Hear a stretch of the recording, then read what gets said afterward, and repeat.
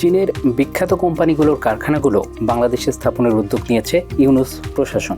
এর মাধ্যমে ভারতের আধিপত্য কমিয়ে চীনের দিকে অগ্রসর হতে চাচ্ছেন তারা। সরকারের পক্ষ থেকে বলা হচ্ছে, এর মাধ্যমে দেশে চীনের বিনিয়োগ বাড়ানো, যার উদ্দেশ্য হবে নতুন কর্মসংস্থান সৃষ্টি করা। এই লক্ষ্য বাস্তবায়নে আসন্ন চীন সফরে দেশটির বেশ কয়েকজন বড় বিনিয়োগকারীর সাথে বৈঠকের পরিকল্পনা নিয়েছে প্রধান উপদেষ্টা ডক্টর মোহাম্মদ ইউনূস। আর এটি ভালো চোখে দেখছে না প্রতিবেশী ভারত। বিগত সরকারের সময় অর্থাৎ শেখ হাসিনার হাত ধরেই বাংলাদেশে চীনের বিনিয়োগ বেড়েছে উল্লেখযোগ্য পরিমাণ। বেশ কিছু বড় প্রকল্পে চীনের বিনিয়োগ এখনও চলমান। এছাড়া দেশটি থেকে বাংলাদেশের আমদানির পরিমাণও 27% বেশি। বিগত সরকারের সময় বাংলাদেশের বিভিন্ন রপ্তানি প্রক্রিয়াকরণ অঞ্চল বা ইপিজেডে চীনা বিনিয়োগ উল্লেখযোগ্যভাবে বৃদ্ধি পেয়েছে।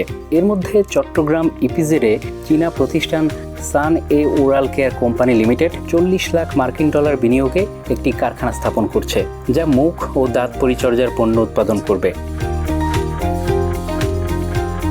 দেশের দক্ষিণাঞ্চলে মোংলা ইপিজেডে উনশেং বিডি কোম্পানি লিমিটেড নামে চীনের আরেকটি কোম্পানি $8.90 লাখ বিনিয়োগে একটি কম্পোজিট কারখানা স্থাপন করছে, যেখানে ফেব্রিক, গার্মেন্টস ও গার্মেন্ট অ্যাক্সেসরিজ উৎপাদিত হবে।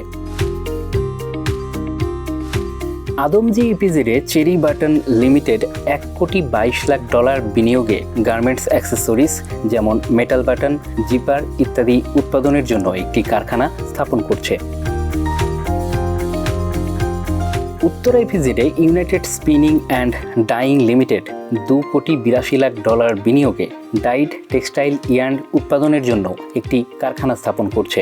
চট্টগ্রামের মিরসরাই বেবজা অর্থনৈতিক অঞ্চলে Crescent hitech company limited $76 lakh বিনিয়োগে সক্রিয় ওষুধ উপকরণ এপিআই উৎপাদনের জন্য একটি কারখানা স্থাপনের কাজ শুরু করেছে। ইউনূস প্রশাসন চাচ্ছে বিনিয়োগের এই ধারা আরও বাড়িয়ে চীনের সাথে সম্পর্ক আরও উন্নত করতে। ইতিমধ্যে চীনের সোলার কোম্পানি লংগির বিনিয়োগ নিয়ে আসার আলাপ আলোচনা চলছে।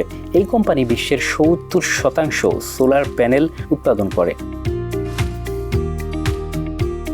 এছাড়া চীনের ইলেকট্রিক ভেহিকল, সোলার প্লান্ট এবং চিপস কারখানা বাংলাদেশে স্থানান্তরের পরিকল্পনা রয়েছে।